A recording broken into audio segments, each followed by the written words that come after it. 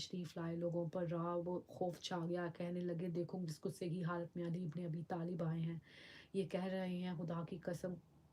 کھا کہ اگر کسی نے ایک پتھر بھی ان قبروں کو کا اکھاڑا تو